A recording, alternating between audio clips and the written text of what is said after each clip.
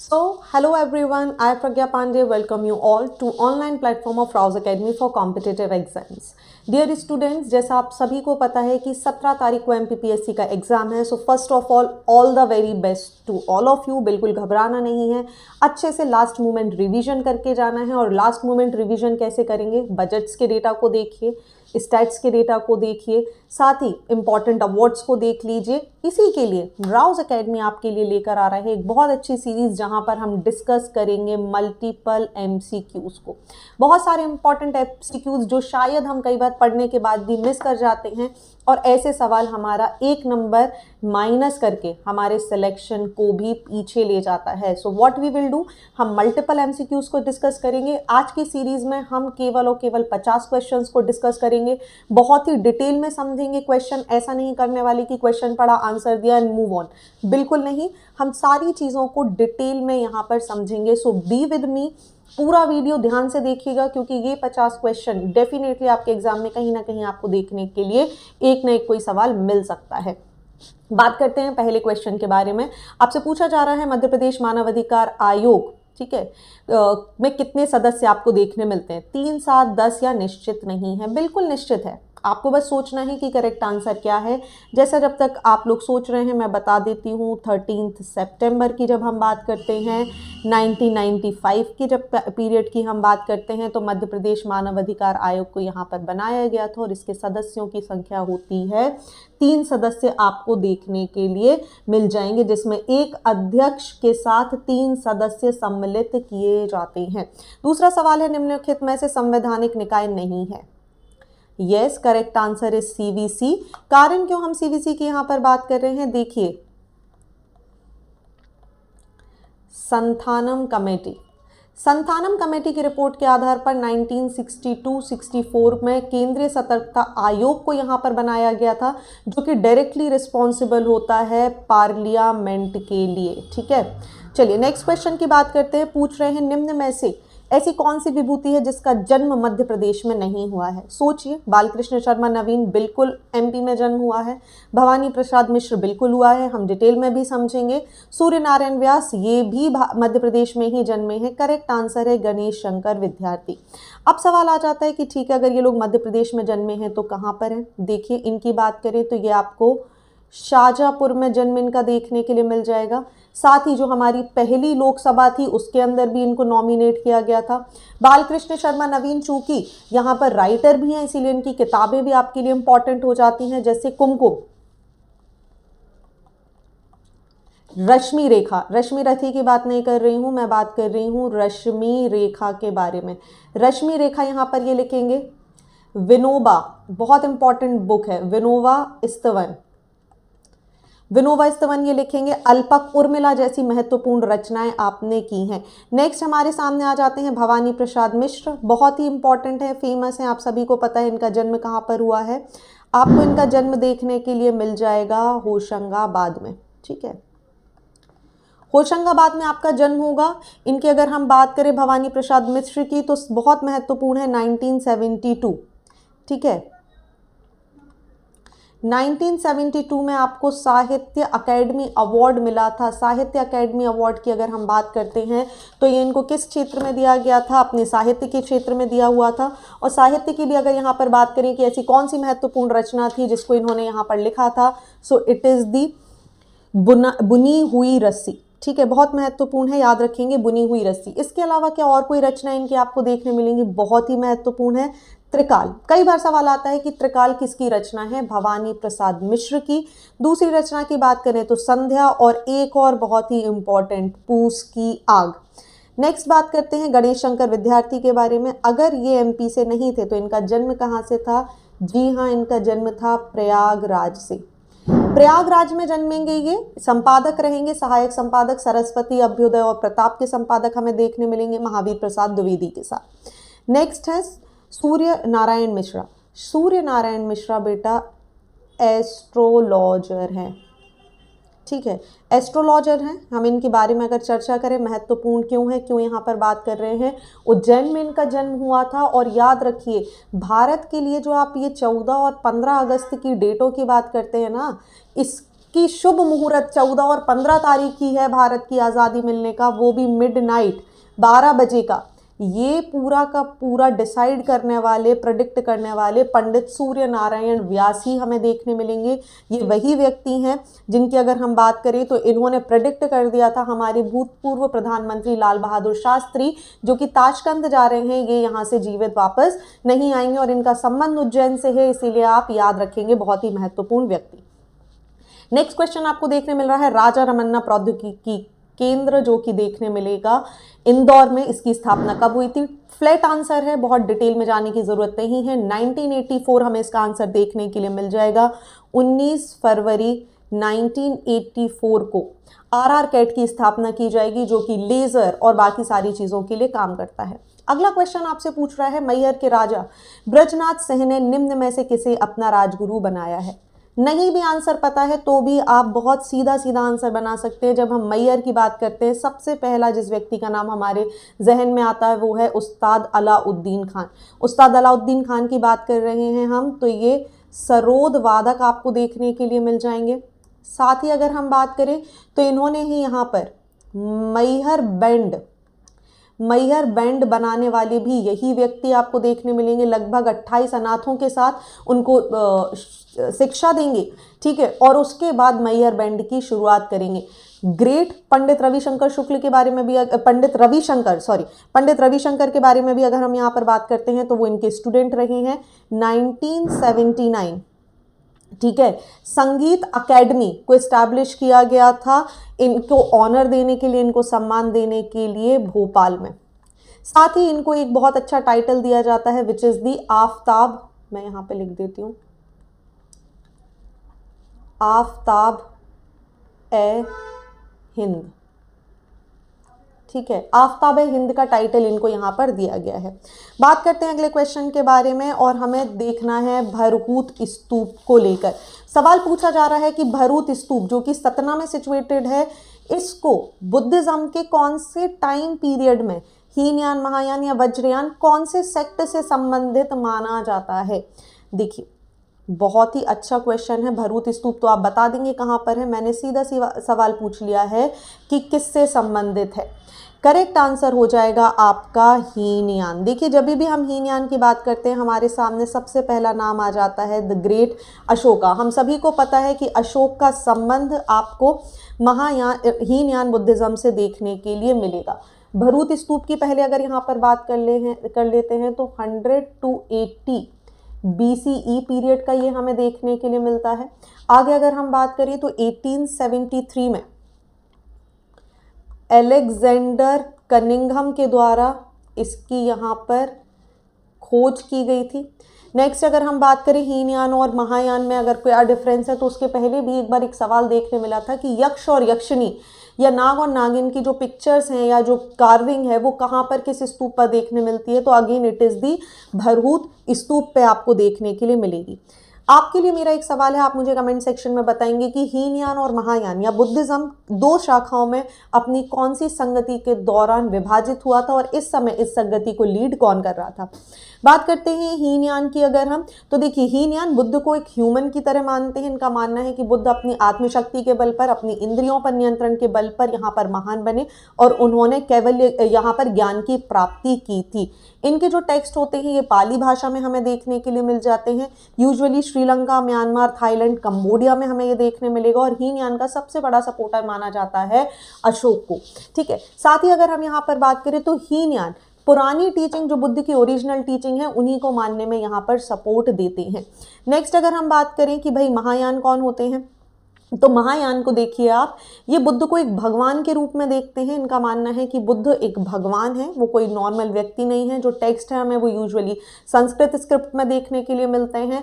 आप देखेंगे तो चाइना, साउथ कोरिया जैसी जगहों पर आपको ये देखने के लिए मिल जाएगा और यही पर्टिकुलर सेक्ट है जो मानता है कि मैत्रेय आगे आने वाले बुद्ध होंगे। चलिए नेक्स्ट क्वेश्चन की तरफ बात करते हैं। बात की जा रही है भोपाल को मध्य प्रदेश की राजधानी बनाने की निर्णायक अनुशंसा किसने की थी। ध्यान से समझिए क्वेश्चन क्या पूछ रही हूं।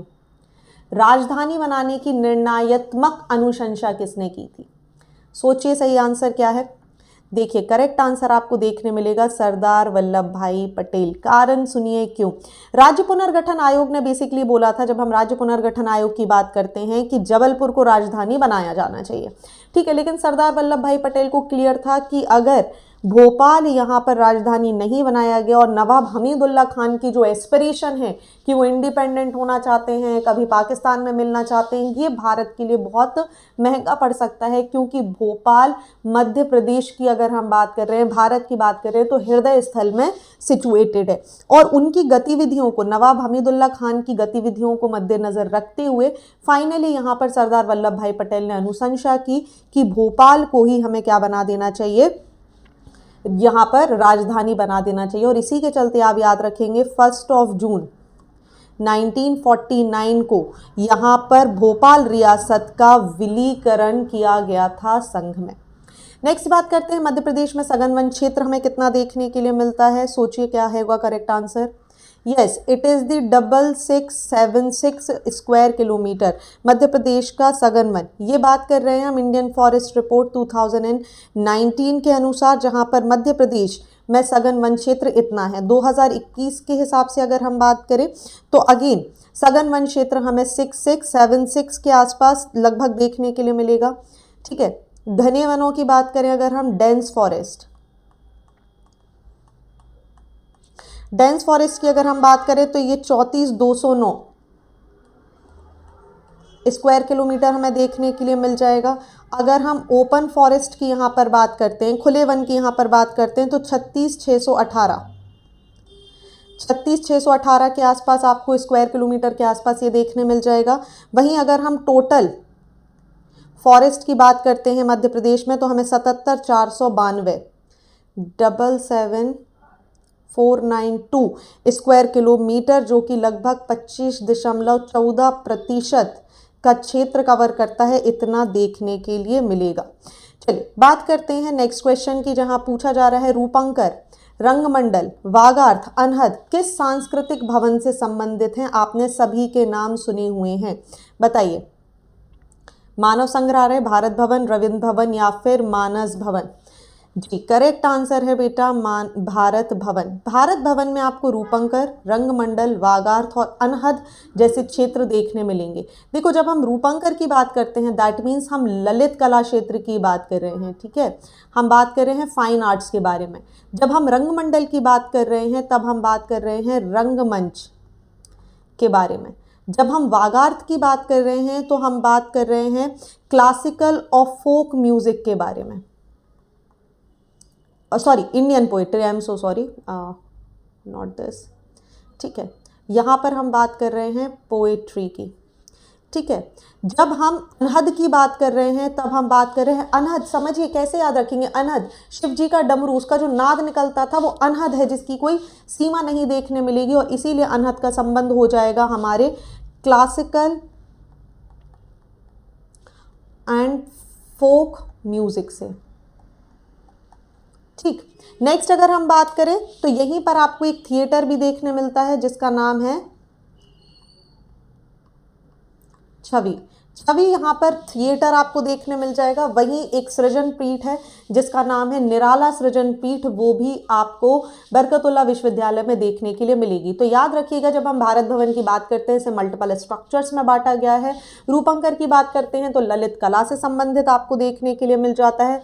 रंगमंडल की बात करते हैं तो रंगमंच से देखने के लिए मिल जाता है, यूजुअली नाटक की बात कर रहे हैं। वाग आर्थ की बात कर रहे हैं तो याद करिए वाग देवी की प्रतिमा, राजा भोज, कविता, ऐसा किसी कुछ संबंध हो सकता है, तो आप याद रखेंगे वागार्थ का संबंध आपको इंडियन पोएट्री से देखने के लिए मिलेगा। और वहीं अनहद जो कि शिव जी के डमरू का नाद होता है, जिसकी ध्वनि पूरी जगह घूमती है, तो क्लासिकल और फोक म्यूजिक से संबंधित हो जाएगा अनहद। और छवि जो कि पिक्चर को डिनोट कर रहा है, ये थिएटर आपको यहाँ देखने के लिए मिलेगा। चूंकि मैंने बात करी है सृजन पीठ के बारे में, तो आगे डिस्कस करने के पहले हम कुछ सृजन पीठ के बारे में भी यहाँ पर चर्चा कर लेते हैं। याद करिए, जब आपसे पूछ रही हूं मैं प्रेमचंद, मुंशी प्रेमचंद सृजन पीठ हमें कहाँ देखने मिलती है, तो याद रखेंगे उज्जैन में हमें ये देखने के लिए मिलती है। वहीं अगर हम बात करें कि मुक्तिबोध, गजानन माधव मुक्तिबोध, तो मुक्तिबोध सृजन पीठ हमें कहाँ देखने मिलती है? ये डॉक्टर हरि सिंह गौर विश्वविद्यालय सागर में आपको देखने के लिए मिल जाएगी। मुक्तिबोध के बाद अगर हम बात करेंगे सुभद्रा कुमारी चौहान, सुभद्रा कुमारी चौहान हमें देखने मिल जाएंगी जबलपुर में। और लास्टली अगर हम डिस्कस करें तुलसी रिसर्च सेंटर की, तो ये हमें देखने मिल जाएगा चित्रकूट में।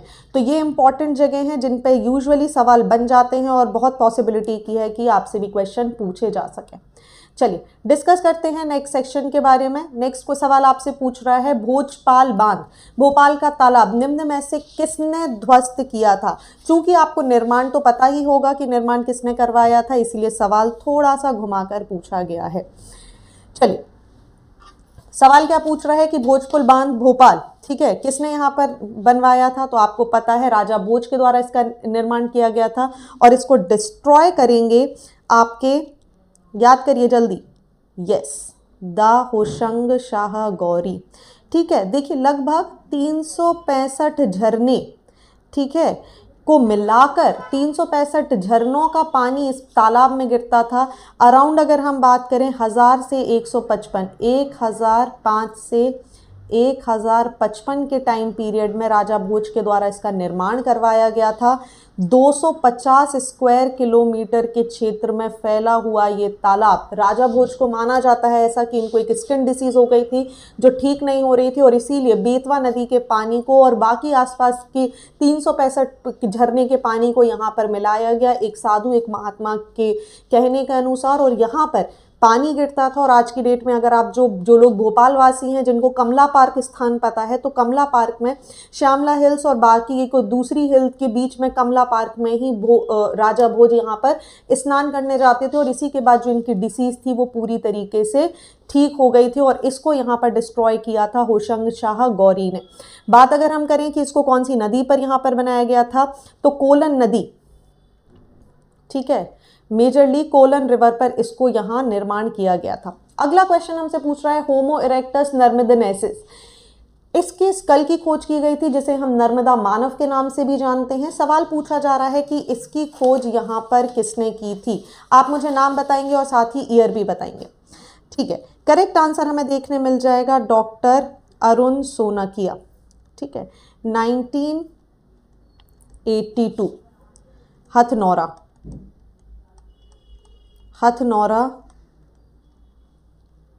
सीहोर, ठीक है, यहाँ पर नर्मदा मानव की खोज की गई थी। नेक्स्ट बात करें पौराणिक कथा अनुसार नर्मदा और सोन नदी को विछोह कराने वाली नदी, मतलब इनको आपस में दूर करने वाली नदी कौन सी है? सोचिए। Yes, it is the Johilla. देखिए एक पौराणिक कथा के अनुसार अगर हम बात करें तो नर्मदा जो कि नदी है यहाँ पर, और सोन जिसे हम यूजुअली नद की संज्ञा देते हैं, इन दोनों का आपस में विवाह होना था। एक कथा के अनुसार सोन यहाँ पर जाएंगे और नर्मदा जी के पिता से बोलेंगे कि भाई मुझे आपकी बेटी से शादी करनी है, और एक कथा के अनुसार ये डायरेक्टली नर्मदा जी को बोलेंगे कि भाई मुझे आपसे शादी करनी है।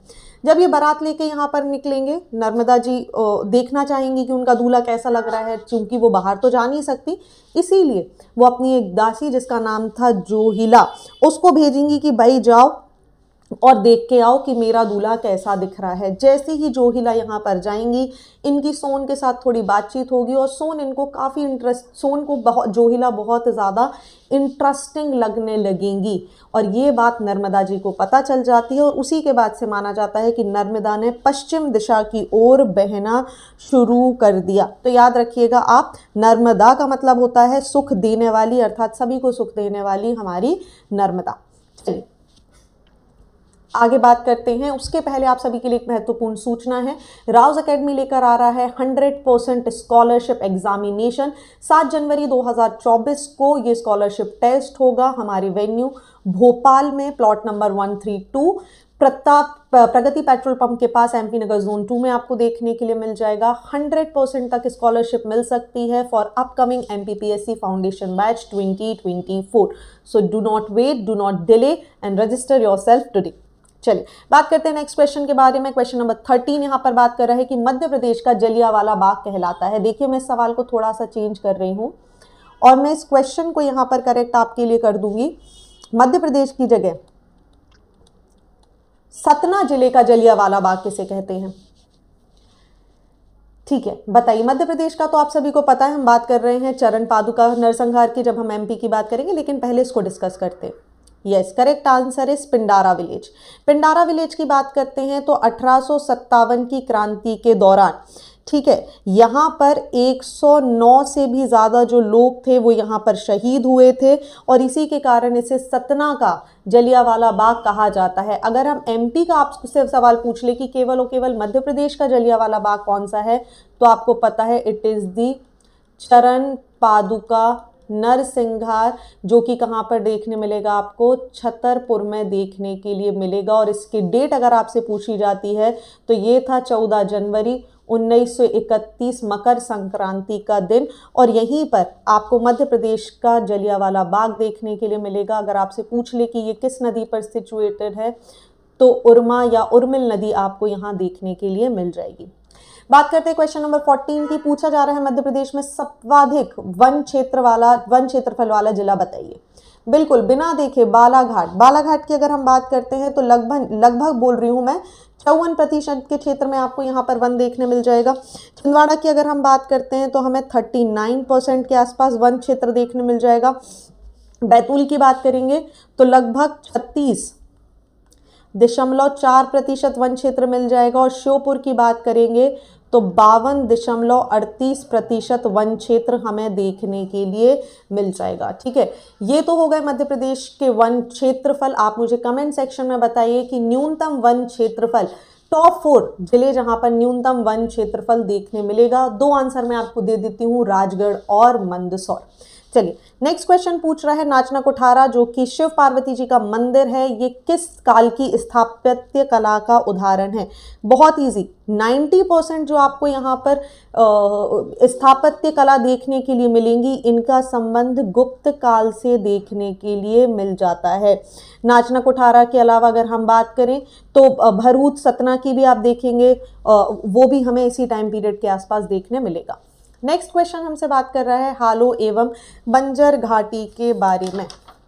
क्वेश्चन पूछ रहा है ये दोनों घाटियां किस राष्ट्रीय उद्यान में हमें देखने के लिए मिलती हैं? देखिए, ये हमें देखने मिलेंगी कान्हा नेशनल पार्क में। कान्हा नेशनल पार्क बहुत ही ज़्यादा इम्पॉर्टेंट है। ठीक है, जब हम कान्हा नेशनल पार्क के बारे में बात कर रहे हैं तो बंजर नदी, बंजर को ही इसकी लाइफ लाइन भी बोला जाता है। और हालो और बंजर वैली का डिस्क्रिप्शन हमें अलग अलग जगह पे देखने मिलेगा। एक व्यक्ति हैं ब्रैंडर, ब्रैंडर की एक किताब में हमें जिक्र मिलेगा, बी से ब्रैंडर हैं, आप याद रखिएगा, और बी से ही हमें जिक्र मिल जाएगा बंजर घाटी का। और अगर हम हालों वैली की बात कर रहे हैं तो के फारसान एक व्यक्ति हैं, इनकी किताब है the central highlands of India, इसके अंदर हमें जिक्र देखने के लिए मिलेगा हालो वैली का। दोनों ही कान्हा नेशनल पार्क में हमें देखने के लिए मिलती हैं। अगला सवाल है गायनी नदी का उद्गम स्थल कौन सा है? बहुत ही महत्वपूर्ण सवाल, और ऐसा सवाल जो यूजुअली आपको देखने के लिए नहीं मिलता है। Yes, the correct answer is Patalkot. ये नदी हमें देखने मिल जाएगी पातालकोट में। पातालकोट जिसकी हम बात कर रहे हैं, लगभग 1200 से 1500 स्क्वायर फुट की गहराई पे हमें ये देखने के लिए मिल जाता है। भारिया जनजाति आपको यहाँ पर देखने के लिए मिल जाएगी। रातेड़ जो यहाँ का प्रमुख गांव है, वहीं से आपको गायनी नदी उद्गमित होती हुई दिखती है। इसके अलावा अगर हम दूसरी नदी की बात करें तो it is the Dudhi river which is extremely important for Patalkot क्षेत्र। चलिए, अगला सवाल हमसे पूछ रहा है सांची के स्तूप के खोजकर्ता किसे माना जाता है? बताइए। सांची, यस, जनरल टायलर, 1818 इन्होंने इसकी यहाँ पर खोज करी थी। बात करें इसको यूनेस्को का दर्जा कब बनाया गया, तो 1989 में से यूनेस्को की वर्ल्ड हेरिटेज साइट में शामिल कर लिया गया। अगर हम यहाँ पर बात करें तो यहाँ पर 2 लोगों की अस्थियाँ आपको देखने के लिए मिल जाएंगी, which is the Sariputta and Mahamoggallana. ठीक है, इनकी जो अस्थियां हैं वो हमें देखने मिल जाएंगी। यूजुअली जो स्तूप होते हैं उनका कुछ इस तरीके का स्ट्रक्चर होता है, इस तरीके का रेलिक आपको देखने मिलेगा। ये जो ऊपर का क्षेत्र है, ठीक है, यहीं पर इसको हर्मिका यहाँ पर इसको हम छत्र बोलते हैं। ठीक है। और छत्र के नीचे एक ऐसा क्षेत्र आपको देखने मिलेगा कुछ इस तरीके का, जिसे हम हर्मिका बोलते हैं। और हर्मिका वही क्षेत्र है जहां पर अस्थियों को रखा जाता है। तो अगर आपसे सवाल पूछ लिया जाए कि सारीपुत्र और महामोदग्लायन की जो अस्थियां हैं वो कहाँ देखने मिलेंगी, तो अस्थि का स्थान हमें देखने के लिए मिलता है छत्र का। फिर आपको तोरण और बाकी सारी चीजें देखने के लिए मिलेंगी। बात करते हैं अगले क्वेश्चन के बारे में। मध्य प्रदेश में महाभारत के प्रमुख पात्र कर्ण का जन्म स्थल किसे माना जाता है? बताइए, बहुत इंपॉर्टेंट। चंबल नदी का सबसे प्राचीन नगर, सोचिए कौन सी जगह? बिल्कुल इजी, नहीं भी पता तो भी तुक्का मार दीजिए। का से कुंती, का से कुतवार, बिल्कुल चंबल नदी के पास कुंतल जिला, बात कर रहे हैं कुंतल जिले की, कुंतल डिस्ट्रिक्ट बात करी जा रही है मुरैना की, ठीक है। मुरैना में हमें देखने के लिए मिल जाएगा। यहीं पर माना जाता है कि जो कुंती थी, देवी कुंती, यहाँ इन्होंने सूर्य भगवान का आवाहन किया था और उसके बाद इनको सूर्य की तरह चमकने वाले बिल्कुल कर्ण का जन्म इनकी कोख से यहाँ पर हुआ था। चूंकि ये विवाहित नहीं थी इसीलिए इन्होंने इनका त्याग कर दिया था। और यहीं पर मानेंगे कि जो नदी है जहाँ पर इन्होंने इनको बहा दिया था कर्ण को टोकरी में रख के, वो थी आपकी अश्व नदी, ठीक है। या इसी को हम वर्तमान में आसन नदी के नाम से भी जानते हैं। चलिए नेक्स्ट क्वेश्चन आ रहा है संगीत की ध्रुपद गायकी, ठीक है। संगीत की ध्रुपद गायकी का यहाँ पर आविष्कार किसने किया है? सोचिए सोचिए सोचिए, क्या होगा correct answer? Yes, correct answer is Raja Mansingh Tomar. हम बात कर रहे हैं ग्वालियर वंश के बारे में, ठीक है। मानसिंह तोमर जी ने यहाँ पर अगर हम बात करें ग्वालियर के, तो ग्वालियर में यहाँ पर इसकी ध्रुपद गायकी का आविष्कार किया था और इसका प्रचार यहाँ पर इन्होंने करना शुरू कर दिया था। मानसिंह की अगर हम बात कर रहे हैं तो इनकी गुजरी महल में तानसेन ने संगीत की प्रारंभिक शिक्षा प्राप्त करी थी। बाद में अकबर द्वारा तानसेन को अपने नवरत्नों में शामिल कर लिया गया था। उसके पहले ये रीवा की अगर हम बात करें तो राजा रामचंद्र के घराने में थे। और कई बार सवाल पूछ लिया जाता है कि इनके बचपन का नाम क्या है, तो रामतनु पांडे इनका नाम था। बात करते हैं राजा मानसिंह तोमर के बारे में, तो आप याद रखेंगे कि यही वो व्यक्ति हैं जिन्होंने मान कौतूहल, ठीक है, मान कौतूहल की रचना करी थी। और मान कौतूहल का ही जो फारसी अनुवाद हमें देखने मिलता है, इसका नाम है राग दर्पण। बहुत ही महत्वपूर्ण है, बहुत अच्छे संगीतज्ञ रहेंगे, राजा थे राजा मानसिंह तोमर। साथ ही एस्टैब्लिश करवा देंगे, जैसा मैंने आपको बताया, बादलगढ़ का किला, ठीक है। और यहीं पर आपको देखने मिल जाएगा गुजरी महल इन ग्वालियर। नेक्स्ट चलिए अगले क्वेश्चन की बात करते हैं। महाकाव्य नवसाहसक चरित्र के कवि निम्न में से कौन है? सोचिए, क्वेश्चन नंबर 21 बहुत ही इंपॉर्टेंट है। यस, पद्मगुप्त, करेक्ट आंसर है पद्मगुप्त। परमार वंश के प्रतापी राजा मुंज के राज कवि पद्मगुप्त ने रचना करी थी नवसाहसांक चरित्र की। अगले क्वेश्चन के बारे में यहाँ पर बात करते हैं। पूछा जा रहा है 18 से 19 से लेके 26 तक भोपाल रियासत में 4 बेगमों ने शासन किया है, ठीक है, हमें भी पता है। इस क्वेश्चन पूछ रहा है आपसे कि बताइए इसमें से सबसे पहले राजपाट किसने संभाला? बिल्कुल करेक्ट क्रोनोलॉजी में यहाँ पर आपको दिया हुआ है। कुदसिया बेगम होगा आपका सही जवाब, जिनको हम गौहर बेगम के नाम से भी जानते हैं। सबसे पहले इन सभी के टाइम पीरियड की बात कर लें तो 1819 से लेके 1837 तक इनका टाइम पीरियड देखने मिलेगा। सिकंदर जहां बेगम की जब हम बात करते हैं तो हमें 1844 से लेकर 68 तक का पीरियड यहाँ पर देखने के लिए मिल जाएगा। शाहजहां बेगम की बात करते हैं तो शाहजहां बेगम का टाइम पीरियड 1968 से लेकर 1901 का देखने मिलेगा। और सुल्तान जहां बेगम की जब हम बात करते हैं तो इनका टाइम पीरियड हमें देखने मिलेगा 1901 से लेकर 1926 तक का, ठीक है। इंपॉर्टेंस क्या है देखिए, जब हम एक एक करके डिस्कस करते हैं, पहले बात करते हैं कुदसिया बेगम के बारे में। कुदसिया बेगम की बात करें तो यहाँ पर इन्होंने देखिए, सबसे पहले दोस्त मोहम्मद अली खान की बात करते हैं। 1706 से 26 के बीच में आएंगे और भोपाल को यहाँ पर इस्टेब्लिश करेंगे, 2.5 सीढ़ी मस्जिद को बनाएंगे। इसके बाद बात करते हैं कुत्सिया बेगम की, 1937 में हमें देखने मिल जाएंगी। लेकिन इसके बाद एक और बहुत ही महत्वपूर्ण व्यक्ति की हमें बात करनी है, जिनका नाम है सिकंदर जहां बेगम। सिकंदर जहां बेगम की जब हम चर्चा करते हैं तो याद रखिएगा, एक सवाल आपसे पूछा जाता है कि 1857 में ब्रिटिशर्स की मदद करने वाली बेगम निम्न में से कौन सी थी, तो ये थी सिकंदर जहां बेगम ब्रिटिशर्स की मदद करेंगी। जब आप बात करते हैं मोती मस्जिद को बनाने की, जब आप बात करते हैं मोती महल को बनाने की, तो इसका इस्टेब्लिशमेंट इन्हीं के द्वारा किया गया था। साथ ही अगर हम बात करें तो उन्होंने बहुत सारे स्कूल्स को यहाँ पर फॉर्म करवाया था। जो सुल्तानिया गर्ल्स स्कूल आप देख रहे हैं वो भी सिकंदर जहां बेगम के द्वारा बनवाया गया था। अलेक्जेंड्रिया स्कूल, जो कि बाद में हमीदिया के नाम से जाना जा रहा है, वो भी सिकंदर जहां बेगम यहाँ पर उसका निर्माण करवाएंगी। और यही कारण है कि इनके टाइम पीरियड को गोल्डन इरा ऑफ भोपाल के नाम से जाना जाता था, कि ये स्वर्णिम युग है भोपाल के क्षेत्र का।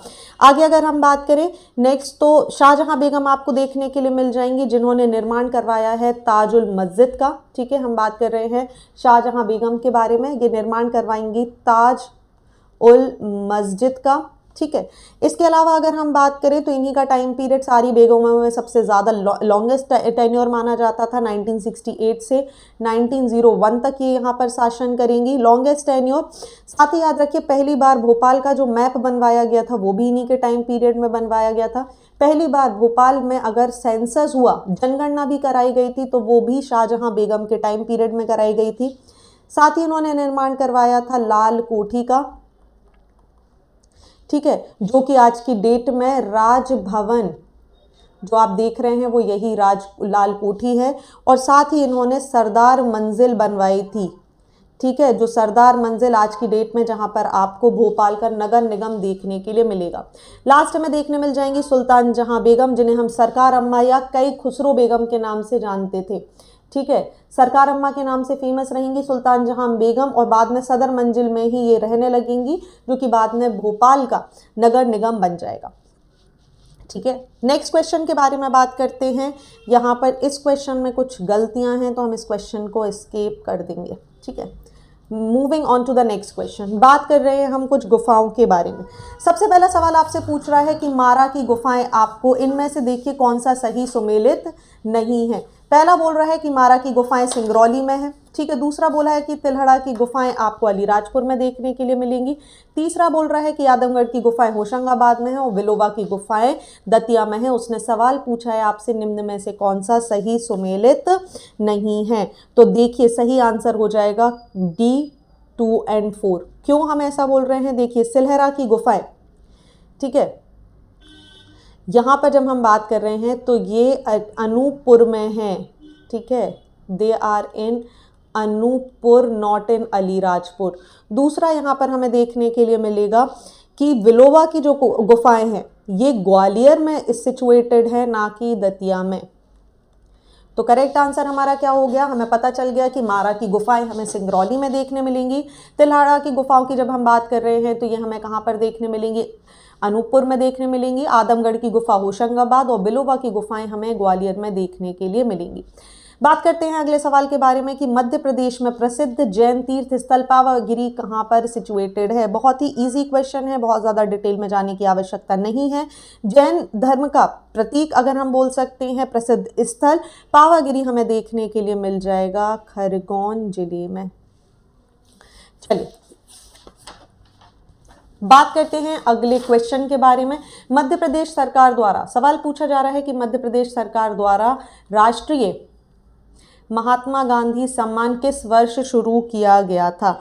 तो देखिए 1995 में मध्य प्रदेश सरकार द्वारा इसकी शुरुआत की गई थी। अगर हम प्राइज मनी की बात करें तो इसको बढ़ाकर कर दिया गया है 20 लाख रुपए। साथ ही आप याद रखेंगे इसी साल 1995 में ही 125वीं वर्षगांठ को मनाने के लिए गवर्नमेंट ऑफ इंडिया ने यहाँ पर Gandhi peace prize Gandhi peace prize की भी शुरुआत करी थी। याद करिए, अभी गीता प्रेस गोरखपुर को ये अवार्ड दिया गया है और इसकी अगर हम प्राइज मनी की बात करें तो इट इज़ दी 1 करोड़। तो याद रखेंगे आप, दोनों अवार्ड्स को 1995 में स्टैब्लिश किया गया था। मध्य प्रदेश सरकार जो अमाउंट देती है it is the 20 lakh rupees. वहीं अगर हम बात करें भारत सरकार की तो 1995 में 125वीं वर्षगांठ के लिए यहाँ पर इसको इस्टेब्लिश किया गया था। चलिए बात करते हैं अगले सवाल के बारे में। तानसेन सम्मान की स्थापना किस वर्ष की गई थी? आपको सही सवाल यहाँ पर देना है। तानसेन सम्मान, जिसको हिंदुस्तानी एवं शास्त्रीय संगीत के क्षेत्र में दिया जाता है, इसकी स्थापना कब की गई थी? ठीक है, करेक्ट आंसर हमें देखने मिलेगा 1980 में इसकी शुरुआत की गई थी। 5 लाख रुपीज़ इसकी हमें सम्मान राशि देखने के लिए मिल जाएगी। 2020 और 2021 की अगर हम बात करें तो 2020 में संतूर वादक पंडित सतीश व्यास, ठीक है, सतीश व्यास जो कि संतूर वादक है, ने ये सम्मान दिया गया था। वहीं हम 2021 के बारे में बात करें तो पंडित नित्यानंद जो कि हमारे बांसुरी वादक हैं, इनको ये सम्मान दिया गया है। चलिए अगले क्वेश्चन के बारे में बात करते हैं कि मध्य प्रदेश की किस गुफा को बौद्ध चित्र के प्राण कहा जाता है? बहुत इजी आंसर, बिना परेशान हुए सीधा सीधा आप बता देंगे कि बाघ की गुफाएं कहाँ पर सिचुएटेड है। याद करिए, धार जिले में सिचुएटेड है बाघ की गुफाएं और इन्हें ही यहाँ पर बौद्ध चित्रकला के प्राण कहा जाता है। नेक्स्ट क्वेश्चन की बात करते हैं कि निम्न में से कौन सा समारोह सुमेलित नहीं है? देखिए, सबसे पहले बात करते हैं कालिदास समारोह, बिल्कुल करेक्ट है, उज्जैन में ही होता है। हम बात करें तो 1958 से इसको यहाँ पर दिया जा रहा है। नेक्स्ट है सुभद्रा कुमारी चौहान, बिल्कुल करेक्ट है, ये 1982 से यहाँ पर दिया जा रहा है। सुमेलित नहीं है बेटा भवभूति, करेक्ट आंसर यही है, यहाँ पर दिया जाता है। भवभूति सम्मान की अगर हम बात करें तो इसे ग्वालियर में दिया जाता है। माखनलाल चतुर्वेदी सम्मान खंडवा में आपको देखने मिलेगा और ओरछा में दिया जाता है बेटा केशव सम्मान, ठीक है, याद रखेंगे। तो ये है करेक्ट क्रोनोलॉजी। कालिदास सम्मान की बात कर रहे हैं उज्जैन में, सुभद्रा कुमारी जबलपुर, भवभूति ग्वालियर और माखनलाल चतुर्वेदी खंडवा और ओरछा में मिलता है केशव समारोह। बात करते हैं अगला कि चांद का मुंह टेढ़ा, ये प्रसिद्ध रचना, बहुत बार एग्जामिनेशन में इसको पूछा गया है कि चांद का मुंह टेढ़ा, ना केवल एमपी की बात कर रहे हैं हम, बहुत सारी जगहों पर इसको पूछा जाता है कि चांद का मुंह टेढ़ा निम्न में से किसकी प्रमुख रचना है? बिल्कुल Makhanlal Chaturvedi, sorry not Makhanlal Chaturvedi, I am so sorry, it's Gajanan Madhav Muktibodh. Gajanan Madhav Muktibodh की हमें ये रचना देखने के लिए मिल जाएगी। इसके अलावा ब्रह्म राक्षस, काट का सपना, लिख लेते हैं, काट का सपना जैसी भी रचनाएं आपको इनकी देखने के लिए मिल जाएगी। बात करें अगर हम केशव दास की, तो देखिए याद रखें केशव दास की कुछ बहुत इंपॉर्टेंट है जिन्हें इनको ही कठिन काव्य का प्रेत बोलते हैं। हम बात कर रहे हैं केशव दास के बारे में कि इनको कठिन काव्य का प्रेत कहा जाता है। कवि प्रिया, रसिक प्रिया, दोनों नाम याद रखेंगे आप, कवि प्रिया, रसिक प्रिया, विज्ञान गीता, रामचंद्रिका, ठीक है, और रत्न बावली, ये रचनाएं हैं केशव दास की। वहीं अगर हम बात करें भवभूति की तो मालती माधव आपको देखने के लिए मिल जाएगी, महावीर चरित आपको देखने मिल जाएगी। उत्तर रामचरित्र, बहुत इंपॉर्टेंट सवाल है, पूछा जाता है कि उत्तर रामचरित किसकी रचना है, तो ये भी हमें देखने मिल जाएगी भवभूति की। माखनलाल चतुर्वेदी की अगर हम बात करें तो याद करिए इनको भारतीय आत्मा कहा गया है। भारतीय आत्मा के अलावा अगर हम देखें तो इनके पास आपको प्रभा पत्रिका, कर्मवीर के संपादक आपको ये देखने के लिए मिल जाएंगे। वहीं हिम तरंगिणी के लिए इनको मिला था साहित्य अकेडमी अवार्ड 1995 में, ओके। और बात करते हैं गजानन माधव मुक्तिबोध की, तो मैंने आपको बताया ब्रह्म राक्षस, काट का सपना जैसी इंपॉर्टेंट रचनाएं आपको गजानन माधव मुक्तिबोध की देखने के लिए मिलेंगी। नेक्स्ट क्वेश्चन सीधा सीधा बहुत स्ट्रेट फॉरवर्ड क्वेश्चन है, पूछ रहा है निम्न में से कौन सी राजा भोज की आत्मकथा है? तो राजा भोज की आत्मकथा है भोज प्रबंधम। ये बाकी रचनाएं भी राजा भोज की हैं, सरस्वती कंठाभरण, सम्रांगण सूत्रधार। सिद्धांत संग्रह की बात करें, चारु चर्चा या विद्या विनोद, लिख देते हैं विद्या विनोद, ये भी हमें राजा भोज की रचनाएं दिखाई देती हैं। Next question straight forward question है, बहुत परेशान होने की जरूरत नहीं है। भारत भवन की स्थापना कब हुई थी? 13 फरवरी 1982 को इसे एस्टैब्लिश किया गया था। पूछ रहे हैं बालकृष्ण शर्मा नवीन की रचना निम्न में से कौन सी नहीं है? बालकृष्ण शर्मा नवीन की रचना हमें नहीं देखने मिलेगी इसमें से D, which is the 2 and 4। 2 and 4 कौन सी हैं? देखिए, उन्मादिनी और रश्मि रेखा। तो ये रचनाएं हैं किसकी आखिर? Yes, correct guess, Subhadra Kumari Chauhan. ठीक है, सुभद्रा कुमारी चौहान जी की ये रचनाएं हैं। नेक्स्ट आ जाते हैं, झाबुआ के गांधी के नाम से कौन फेमस हैं? जल्दी बताइए, कौन है झाबुआ के गांधी आपके? जी, करेक्ट आंसर है महेश शर्मा। आपको झाबुआ के गांधी देखने के लिए मिल जाते हैं। नेक्स्ट क्वेश्चन की बात करें तो हमसे सवाल किया जा रहा है कि बाबा डीके का संबंध निम्न में से किस विधा से देखने के लिए मिलेगा? चलिए, बाबा डीके की बात कर रहे हैं हम, तो इनका संबंध आपको रंग कर्म या नाटक से देखने के लिए मिल जाएगा। So option A is the correct answer. अगर हम बात करें तो इनका बहुत ही फेमस एक नाटक है जिसका नाम है अकांड तांडव। ठीक है, अकांड तांडव से इन्होंने शुरुआत करी थी और 1944 में, और महत्वपूर्ण हो जाता है कि 1944 में अगर हम देखें तो इंदौर में नाट्य भारती की स्थापना आपके द्वारा की गई है। आगे देखते हैं अगले सवाल को, जहां पर हमसे क्वेश्चन पूछ रहा है कि प्रसिद्ध समाजसेवी कैलाश सत्यार्थी का जन्म कहाँ हुआ था? बहुत ही इजी है, विदिशा। अगर मैं आपसे पूछ लूं कि इनको नोबेल प्राइज कब मिला था, तो याद रखेंगे बच्चों के लिए कार्य करने के लिए 2014 में अवार्ड मिला था।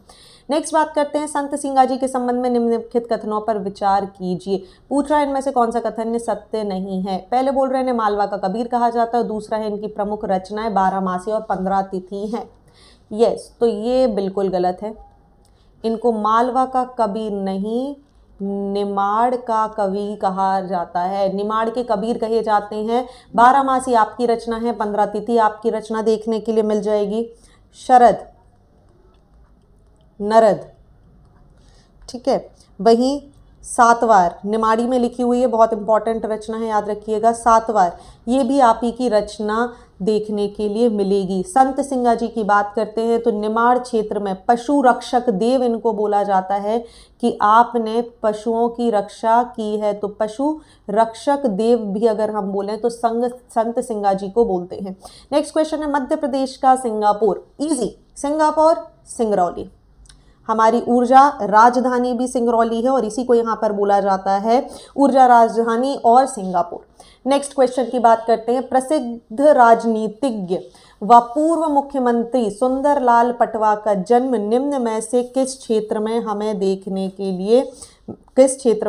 के लिए मिलेगा? बताइए, बहुत इंपॉर्टेंट है।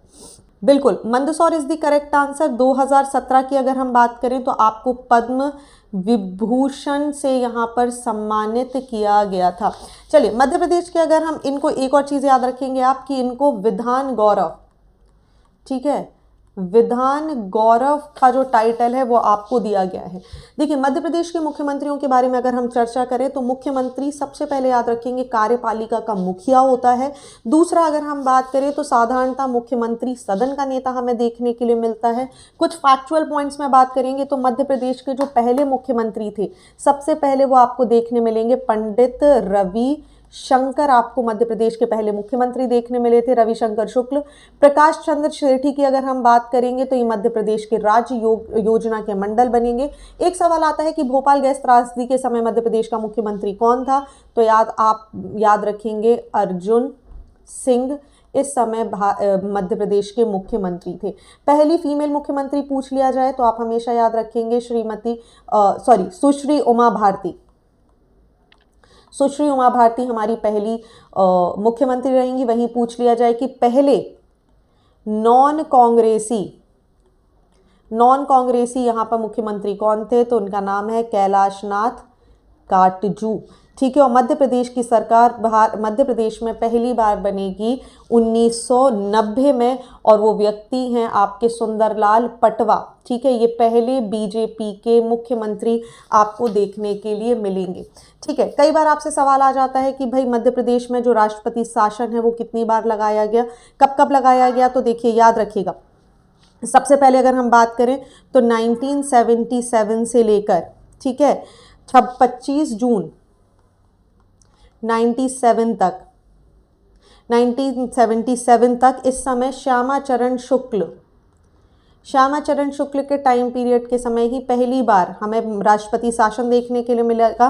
दूसरी बार अगर हम बात करें तो सुंदरलाल पटवा जी के टाइम पीरियड में अगर आप देखेंगे तो 20 जनवरी 1980 से लेकर 17 फरवरी 1980 तक राष्ट्रपति शासन हमें देखने के लिए मिलेगा। ठीक है, और इन्हीं के टाइम पीरियड के बाद अगर हम बात कर रहे हैं तो आपको ये टाइम पीरियड याद रखने हैं जब मध्य प्रदेश में एक और तीसरी बार राष्ट्रपति शासन लगेगा, थर्ड टाइम इन अ रो, और ये फिर से इस समय सुंदरलाल पटवा जी ही मध्य प्रदेश के मुख्यमंत्री थे और ये टाइम पीरियड था 1992 का। तो याद रखिए सुंदरलाल पटवा के समय 2 बार राष्ट्रपति शासन आपको देखने मिला और पहली बार पंडित रविशंकर शुक्ल के समय। कई बार सवाल आ जाता है कि मध्य प्रदेश के मुख्यमंत्री जो लोकसभा के सदस्य भी थे और राज्यसभा के भी सदस्य रहे हैं, तो याद रखिए प्रकाश चंद्र सेठी सबसे पहले, बहुत सिंपल याद रखते हैं अपन, यहाँ पर लिख लेते हैं इसको कहीं। ठीक है, प्रकाश चंद्र सेठी। दूसरा बात करें कैलाश, तो कैलाश हमें याद रखना है बेटा, तो हम उस तरीके से पढ़ेंगे प्रकाश कैलाश, है ना। उसके बाद अगर हम बात करें तो अर्जुन, है ना, फिर वीरेंद्र कुमार सकलेचा राज्यसभा, और अर्जुन सिंह हमें लोकसभा प्लस राज्यसभा दोनों के देखने के लिए मिलेंगे। तो याद रखेंगे पहला तो प्रकाश चंद्र सेठी हो गए, दूसरा कैलाश जोशी आपको देखने मिल रहे हैं, तीसरे आपको देखने मिल रहे हैं अर्जुन सिंह, और एक और आपको लोकसभा और राज्यसभा दोनों के देखने के लिए मिल जाएंगे दिग्विजय सिंह। ठीक है, तो आप याद रखेंगे प्रकाश, कैलाश, अर्जुन, दिग्विजय। चलिए moving on to the next question, बात की जा रही है कि निम्न में से किसे, ठीक है, किस स्थान को तीर्थराज उपनाम से जाना जाता है। बहुत इजी है, जल्दी सोचिए क्या है इसका करेक्ट आंसर। क्वेश्चन नंबर 40, तीर्थराज की संज्ञा किसे दी गई है? Yes, it is the Amarkantak. ठीक है, क्योंकि अनूपपुर जिले में सिचुएटेड है। नर्मदा कुंड, सोन कुंड, माई की बगिया, श्री यंत्र मंदिर, कपिल धारा, दुग्ध धारा, शंभू धारा जैसे जलप्रपात भी यहीं पर देखने के लिए मिल जाएंगे। क्वेश्चन नंबर 41, सवाल पूछा जा रहा है विश्व विरासत सांची स्तूप के संबंध में निम्न में से सही कथन कौन से हैं। चूंकि हम इसको बहुत अच्छे से डिस्कस कर चुके हैं तो आपको याद होगा 1986 नहीं बेटा 1989 में इसको यूनेस्को की विश्व धरोहर में शामिल किया गया था। विदिशा जिले में सिचुएटेड है। सम्राट अशोक के द्वारा इसका निर्माण कार्य कराया गया था। ऑलराइट, चलिए बात करते हैं अगले क्वेश्चन के बारे में। क्वेश्चन है कि प्रसिद्ध कामदगिरी तीर्थ स्थल निम्न में से कौन से स्थान पर है। तो कामदगिरी तीर्थ स्थल हमें देखने के लिए मिलता है चित्रकूट में। ठीक है, so correct answer is option C. Next पूछा जा रहा है कि इजराइल के सहयोग से लघु शस्त्र, ठीक है, इजराइल के सहयोग से लघु शस्त्र निर्माण इकाई मध्य प्रदेश में कहाँ स्थापित की गई है। बिल्कुल सही आंसर है मालनपुर, भिंड। इजराइल के सहयोग से, ठीक है, हमने यहाँ पर लघु शस्त्र निर्माण इकाई बनाई है। मध्य प्रदेश खादी एवं ग्राम उद्योग बोर्ड की स्थापना किस समय आपको देखने के लिए मिलेगी। भोपाल में सिचुएटेड है और आंसर है 1960। नेक्स्ट क्वेश्चन है प्लास्टिक से डीजल बनाने का पहला कारखाना मध्य प्रदेश के किस जिले में आपको देखने के लिए मिल जाएगा। सो करेक्ट आंसर इज विदिशा। ठीक है, मध्य प्रदेश के विदिशा जिले के जंबार बागरी, लिख देती हूं मैं यहाँ पर, विदिशा में भी जंबार बागरी क्षेत्र में हमें ये देखने के लिए मिलेगा। नेक्स्ट क्वेश्चन की बात करते हैं। क्वेश्चन नंबर 46, मध्य प्रदेश के औद्योगिक कॉम्प्लेक्स सुमेलित नहीं है, आपको बताना है। इलेक्ट्रॉनिक्स क्या इंदौर में है या नहीं है, आप बताएंगे। बिल्कुल, इलेक्ट्रॉनिक कॉम्प्लेक्स की बात करें तो ये आपको इंदौर में देखने मिलेगा। एग्रो कॉम्प्लेक्स की बात करें तो ये छिंदवाड़ा में देखने मिलेगा। स्टील कॉम्प्लेक्स की बात करें तो नहीं, ये गलत है हमारा ऑप्शन। ठीक है, करेक्ट आंसर है ऑप्शन सी, और जगह देखने मिल जाएगी सागर। और लास्ट है चमड़ा कॉम्प्लेक्स देवाल। ठीक है, तो याद रखेंगे जब हम इलेक्ट्रॉनिक कॉम्प्लेक्स की बात कर रहे हैं इंदौर देखने मिलेगा, एग्रो कॉम्प्लेक्स हमें छिंदवाड़ा, स्टील कॉम्प्लेक्स सागर और चमड़ा कॉम्प्लेक्स देवास में देखने के लिए मिलेगा। नेक्स्ट क्वेश्चन की बात करते हैं। क्वेश्चन नंबर 47, कपड़ा उद्योग के संबंध में निम्नलिखित कथनों पर विचार कीजिए। कपड़ा उद्योग मध्य प्रदेश, महाराष्ट्र और गुजरात के बाद तीसरे नंबर पर आता है। मध्य प्रदेश उद्योग में कपड़ा उद्योग में मध्य प्रदेश का दूसरा स्थान है। नहीं, हमारा स्थान है थर्ड, ठीक है, महाराष्ट्र और गुजरात के बाद। मध्य प्रदेश का मैनचेस्टर इंदौर को कहा जाता है, बिल्कुल कहा जाता है, ये ऑप्शन सही है, ठीक है। नेक्स्ट पूछ रहे हैं मध्य प्रदेश की पहली सूती कपड़ा मिल कल्याण मिल इंदौर जिले में है। क्या इंदौर जिले में है? बिल्कुल नहीं है, ये बनी थी बुरहानपुर में, ठीक है, बुरहानपुर में है मध्य प्रदेश की पहली सूती कपड़ा मिल। 1906-1907 में स्थापित की गई थी, इसीलिए करेक्ट आंसर हो जाएगा ऑप्शन सी। केवल 1 और 3 दोनों गलत है। मध्य प्रदेश का स्थान तीसरा है, मैनचेस्टर इंदौर को कहा जाता है, और मध्य प्रदेश की पहली सूती कपड़ा मिल हमें देखने मिलेगी बुरहानपुर 1906-1907 में। सीधा सीधा स्ट्रेट क्वेश्चन है, कृत्रिम रेशे बनाने का कारखाना कहाँ पर सिचुएटेड है? देखिए करेक्ट आंसर है उज्जैन। उज्जैन में हमें कृत्रिम रेशे बनाने का कारखाना देखने मिलेगा। नेक्स्ट क्वेश्चन है, सर्वाधिक लिंगानुपात के अनुसार जिलों को क्रमबद्ध तरीके से लगाइए। करेक्ट आंसर क्या होगा? सोचिए। Yes, option number C, Balaghat, Alirajpur, ठीक है, मंडला और डिंडोरी हमें देखने के लिए मिल जाएगा। बालाघाट की बात करें तो 10-21 हमें देखने के लिए मिल जाता है। अलीराजपुर की बात करें तो 1009 हमें देखने मिल जाता है। मंडला की बात करें तो 1005 एंड 1002 हमें देखने के लिए मिलेगा। And moving on to the last question of the day, बहुत ही इंपॉर्टेंट क्वेश्चन है, क्वेश्चन नंबर 15। सवाल पूछ रहा है 2000 गणना के अनुसार किस जिले का लिंग अनुपात राज्य के औसत लिंग अनुपात के बराबर है? ठीक है, तो राज्य का औसत लिंग अनुपात आपको देखने मिल जाएगा 931, और आप मुझे कमेंट सेक्शन में बताएंगे इस क्वेश्चन का आंसर, और अगली 50 क्वेश्चन के पहले मैं आपको बताऊंगी कि इसका करेक्ट आंसर क्या है। तो ये थे आज के महत्वपूर्ण 50 क्वेश्चन। आई होप आपको सारी चीज़ें अच्छी लगी होंगी। किसी भी तरीके का डाउट है तो हमारे कमेंट सेक्शन में हमें बताइए। And thank you for watching this video. Do not forget to hit like button, comment your valuable feedback and also press the subscribe button to never miss any updates, क्योंकि अगले 50 question आपका इंतजार कर रहे हैं। चलिए, thank you and bye bye.